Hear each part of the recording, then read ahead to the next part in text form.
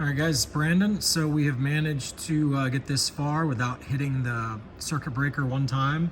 We'll call it the circuit breaker, but it's the BMS. And we've had a smooth, steady flow of electrons and ions moving around. And the reason why that's important, a lot of people don't understand this. A lot of people don't believe in this, but it's been proven by Faraday and people like Eric Lathwaite and so on and so forth. The movement of electrons is not instantaneous when you're dealing with direct current, because they literally have to migrate. So there has to be the voltage there, and then they have to get going and get going and get going and move and move and move. And if you stop that connection quickly, there's actually like a momentum, okay? And this is proven with alternators on vehicles and power stations. If you cut the circuit on an alternator real fast to whatever it's powering, it'll actually burn up the alternator, okay? Because that voltage and that current has a momentum, okay? That current has a momentum. So these people who are like, oh, it doesn't matter, I'll just hit the top of the limit, and with the BMS on the battery, and then I'll just bleed off a little bit of power, let the battery settle back down, and then start over and keep going up. They don't understand that they're inflicting memory. It's kind of like when you go to magnetize a piece of metal, let's say. You got to get it like molten hot to have it remain a permanent magnet, right? And so you get it molten hot so that the electrons and everything are all freely moving and everything is loosey-goosey. And then you let it refreeze, you let it reharden into a solid while it's in a magnetic field, and that freezes it into the magnetic field state. Well, understand something, when these batteries stop receiving charge, their electrons and their ions, all the different atomic components, they freeze into place. And to get those things moving again takes force. Now, if you've got the whole battery kind of warmed up and everything's flowing, everything's moving, everything's in migration state, and you say, what, are you talking like sheep, like they're intelligent, like donkeys, and they're stubborn, they don't want to move? Bingo. Each atom is its own consciousness. And to get that to occur is, we'll say it's magic when it's all said and done, because I'm not going to sit here and pretend to try to explain it all to you, but the point is, it's magic as far as physics knows that it happens, but they don't know exactly how and why. It's because these little beings are very intelligent. And so they have to believe that the migration is going to occur. If I'm going to pass my electron on to the next atom, I better know that there's another electron coming down from the next farm over. It's kind of like a wife and kids. If I'm going to have my husband, this boyfriend guy I have on my farm, who's the hunter and gatherer who goes out and finds the food and does hard work for us, if he's going to move to the other farm, there better be another guy coming through. That's the only way I'm up for this swing relationship. Well, that's basically what we're talking about with electrons and atoms. And so what I've been trying to do is I've been trying to make sure that we don't halt the progress and everything stays smooth. And so we took a battery that was over 10% different, and look at what we've accomplished so far. We are the lowest one is 3.522, then you got 529, then you've got 533. Now remember, this one here was always higher, and then we've got 662, and you'd think that would be way up high, up in the 6.68s, where it was before, to get these others this high. But there's an art to the way that I'm doing it, okay? And it's about turning it up, getting everything moving, then turning it back down right before that top cell overdoes.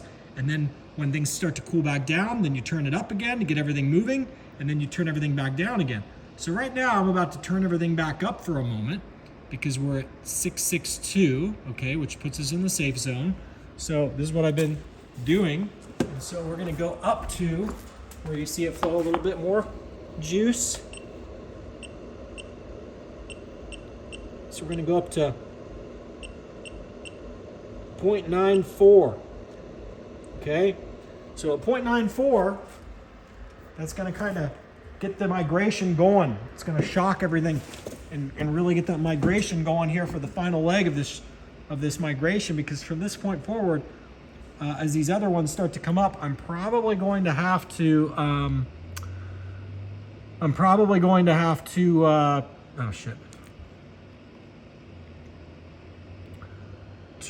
turn this down. So what I'm going to do is I'm going to get this up into the 3.67 range, which keeps it still in the safe zone, and then I'm going to bring it back down. Okay, and so by doing that, we're zapping the bottom guys here one last time to really get them moving. Okay, the migration going, and then we're gonna pull it back before these overdo at the top, and that should get the momentum of the bottom ones going, and then the lack of voltage will slow the top one down. See, when you're at 3.65, you're at 14.6 volts over the whole system. So that loses its momentum. It's like 3 cars. You're pushing 3 cars. We're going to push all 3 cars real fast, then we're going to completely stop pushing this one. Because what happens is when this gets up to 3.67, okay, and all of a sudden the voltage is only 14.6 and there's not a lot of oomph behind that voltage, okay, there's not a lot of current, a lot of flow, this guy here will come backwards as these raise. And this is what I've been doing this whole time. And that's why I say it's like watching a baby, a newborn baby, doing it this way. There's no automated system that does it as intelligent as a human who actually can visualize how flow of electricity works based on the way that Eric Lathwaite and Faraday truly explained it. See, a lot of people, they're all equationists. They think that they're smart because they understand all the equations, but they don't understand that the equations are just an attempt to describe reality. The moment that you can actually describe reality, you're ahead of the equationists, okay? All right, well, anyway, I'm gonna let you guys go. So now we're back up to 0.094. If you were to just run like a steady current the whole time, if you did 0.083, that would probably get you from start to finish.